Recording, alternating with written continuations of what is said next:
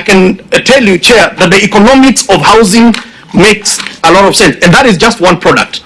And you can take any other product, Chair. And we didn't even talk about packaging. There is a whole new packaging because those cement needs to be in different packages as they get taken to the site. Chair, you know, we talk about Juakali industries and we talk about informal traders, and sometimes we talk about them in abstract form. I have had a chance to interact with them, Chair. And let me tell you, these are some of the hard-working guys, but they do not get a fair share of the shake. And I'll tell you why. We experimented with a group, or 3 groups, of Ngong Road, Kamukunji, and Karibangi, when we did Park Road housing. We gave them $7,000 to do. Chair, we gave them to do doors because we know they already know how to make doors. These guys, that $7,000 came, including installation, came to about 123 million. That's probably the biggest check they had ever seen. But Chair, what is the problem? Is that they know how to make doors, but between them and the user of the door, there are about 5 people who each make more money than them. They are the guys who are having to fabricate the doors, but several people in between are making more money, brokers, than these Juakali people. So how do we then get the Juakali people to formalize? This is what we did. We gave them a contract to do 7,000 doors. It was 123 million. They did the doors, Chair, and I can confirm they did good doors. And they were paid. And Chair, 58 of them ended up being homeowners in the same houses where they were building those doors.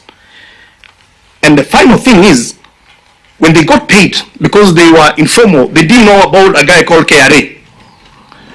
And soon, KRA came knocking on their doors to say, you owe me money. And so they came running to me and they said, PS, KRA is going to shut down our accounts because we owe them money. So I had to call the CG then. I told him, these are honorable people. They will pay you because they're still owed a bit of money, but midwife them because now they become new taxpayers. We are talking about 17, 18 million Kenyans who are today maybe not in the tax bracket. If we do housing at scale, we start to bring them into the tax bracket. We can't keep on talking about 3 million Kenyans and we have no plan. This is the plan to formalize them. Give them a product, give them the support, and they will be able to produce. So, Chair, this is the summary. Do housing projects at scale. You're going to create jobs, and you're going to have a very long cash circulation process.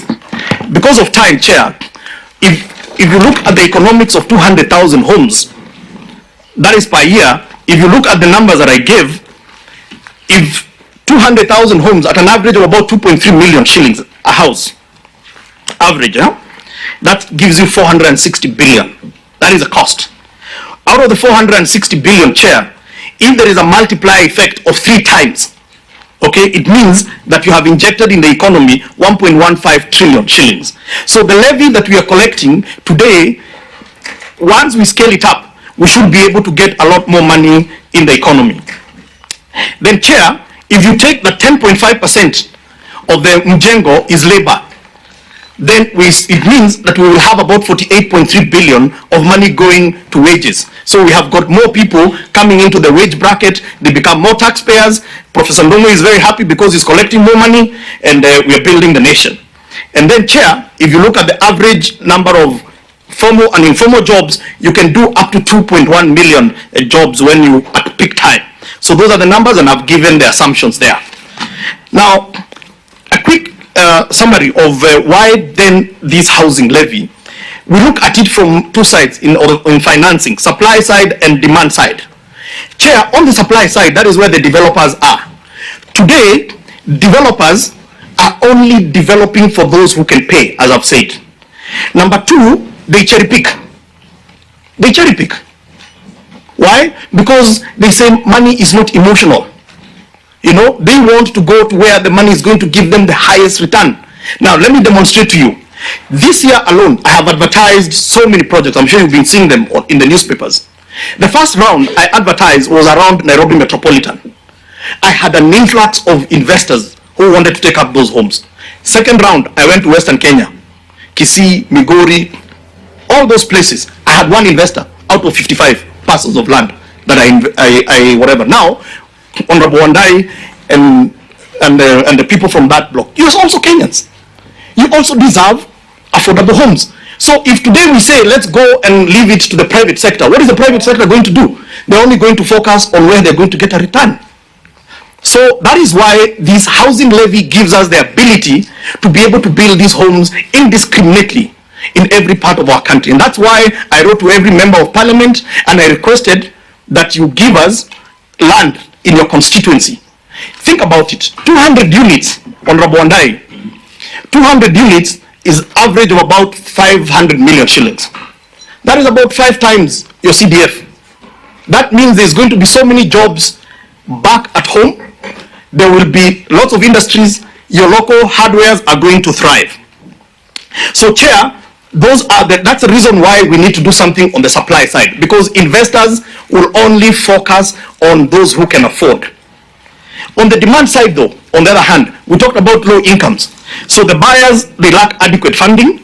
They do not qualify for mortgages. They walk to a bank and the bank will look at them and tell them, listen, you don't qualify, period. The existing mortgages are too costly. Chair, in this high rising interest regime, I'm sure most of you have got a mortgage. Some of your mortgages have reached 18-20% now as we speak. This government is committing through this housing levy to give every Kenyan who wants, because it is not designed for certain people, it's for every Kenyan. Even social housing will give you a house at 3% fixed until you finish paying, or Jesus comes, whichever comes first. Number 2, if you're in affordable housing, we'll give you fixed at 6% for up to 30 years for you to pay. If you are in market, because majority of the working class are in that market bracket, you're not also forgotten. We're giving you 9% fixed. That is half of what you're paying today in the market. And that has been made possible because of this levy. Because the levy is giving us scale, is giving us cheap funding that we are able to advance to Kenyans. So, Chair, this figure here, I'm just going to say it is the pooling of money from yourself, myself,